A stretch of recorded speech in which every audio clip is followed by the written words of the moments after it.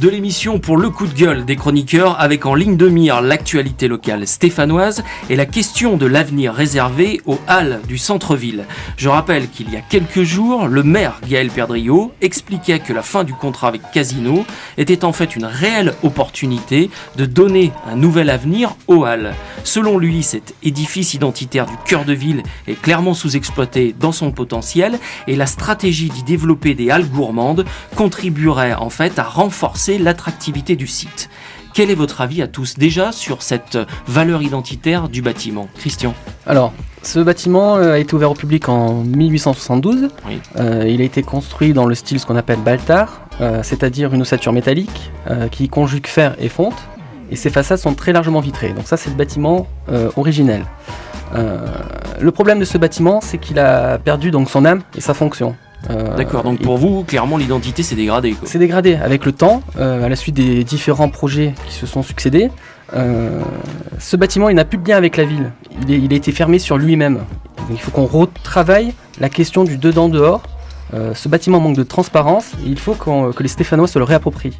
Votre réaction, Maître Malon ? Alors moi je réagis en vieux stéphanois, j'ai 43 ans de Halles. Enfant, j'allais aux Halles avec mes parents et c'était un lieu où tous les Stéphanois donc, allaient. un Et c'est un lieu affectif, identitaire, très clairement. Philippe ? Bah oui, c'était un lieu vivant, il y avait des poules, des Ouais, lapins. c'était facile. Le Hall, comme le dit très bien Christian, il faut qu'il revienne à ses origines, qu'on crée du commerce. En plus, si c'est gourmand et qu'on peut avoir des produits de qualité, je pense que les Stéphanois méritent aussi des produits de qualité. Et je pense franchement que ça peut être une bonne chose, mais il faut que ça soit des bons prix aussi. Gilles Das ? Alors moi je rejoins tout le monde dans cette réflexion-là. Architecturalement parlant, le bâtiment est, comme le disait Maître Malon, stéphanois d'origine, j'y tiens également. C'est un joli bâtiment, ça serait très dommage de le voir disparaître demain. Voilà, je suis pour... Anissa ? Je crois que Christian a tout résumé, le dedans-dehors. Clairement, à Saint-Étienne, on a un super complexe qui était anciennement les Nouvelles Galeries ou Monoprix, qui est devenu un appart-hôtel. Clairement, moi j'arrive de l'extérieur de Saint-Étienne, je viens loger là-bas, et ce qu'on m'apporte comme extérieur, c'est la place Victor Hugo qui, je me dis, flûte. Alors il y a un gros travail qui a été fait, et moi je suis ravie que les halles reviennent, parce que pour le coup... Donc pour vous, le bâtiment, fallait le conserver ? Le bâtiment, il faut le conserver, et il faut même conserver sa fonction première. Alors justement, sur cette stratégie très clairement de développer des halles gourmandes, est-ce que pour vous, c'est une bonne stratégie commerciale ? Est-ce que vous croyez au projet ? Oui, moi j'y crois au projet.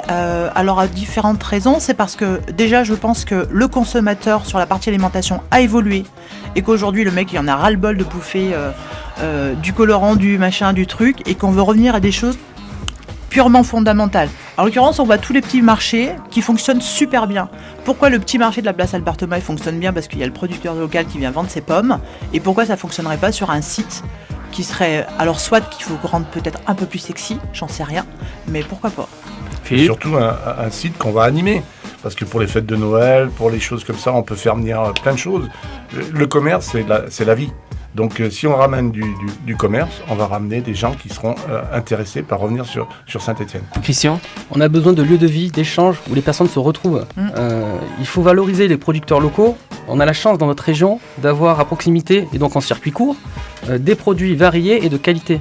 Il faut qu'on les mette en valeur. Tout à fait. Frédéric ? Oui, je ne veux pas faire mon Jean-Pierre Coff, mais de la qualité.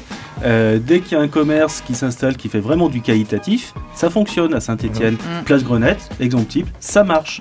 Et il ne faut pas faire du faux qualitatif. Il faut du vrai qualitatif. Il ne faut pas une grande surface qui fait du faux bon. Il faut du vrai bon et du qualitatif. Gilles Das ? Alors moi je suis très réservé par rapport à ce projet-là parce que comme vous le disiez précédemment, il y a déjà eu des précédents qui n'ont pas fonctionné, etc.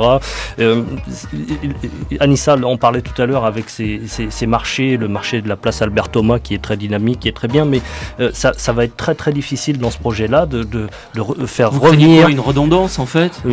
Une redondance, déplacer des commerçants qui sont déjà installés soit à Place Grenette ou au marché qui ne souhaiteront pas aller dans une halle, ou alors il va falloir, comme le disait Anissa tout à l'heure, avoir un projet qui soit hyper sexy et attrayant, mais je suis très réservé et très sceptique par rapport à ça.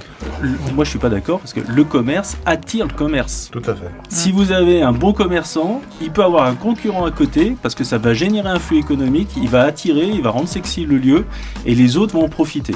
on a tous les agriculteurs qui sont en périphérie, qui demandent que des lieux comme ça pour venir vendre leurs produits. Et je pense que c'est ce qui se passe Oui, à mais Carrefour. est-ce qu'ils auront les moyens de sédentariser il ne faut pas que les loyers soient chers, il faut que la ville prenne c'est le problème. Beaucoup de choses. Il faut aider justement ce commerce qui peut amener une bonne clientèle. Et les Stéphanois, M. Muller, ont le droit aussi à la qualité. Christian ? Il faut un raisonnement global, je pense, à l'échelle de la ville, sur toutes ces questions de redynamiser le centre-ville. Alors si on transforme les halles en espace en halles gourmandes, moi je me pose quand même la question de savoir est-ce que ces lieux vont être pratiqués par les Stéphanois eux-mêmes.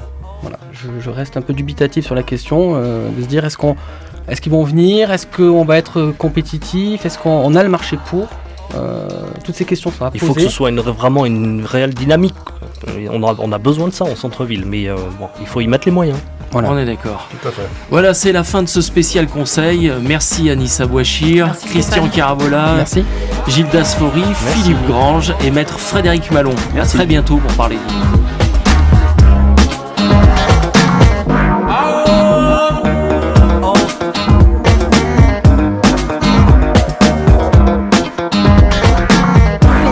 Les propriétaires sont à l'écoute d'autres propriétaires.